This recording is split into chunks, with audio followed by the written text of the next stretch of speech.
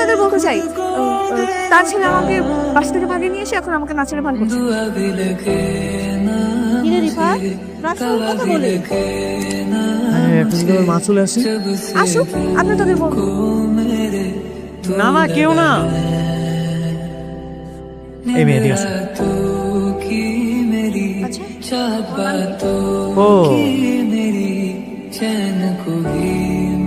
কিছুক্ষণ আগে তুমি আমাকে বললা আমি নাকি তোমাকে পালিয়ে নিয়ে এসেছি, এখন আমার নামটাই জানো না। জানি না তো কি হয়েছে, এখন জানবো।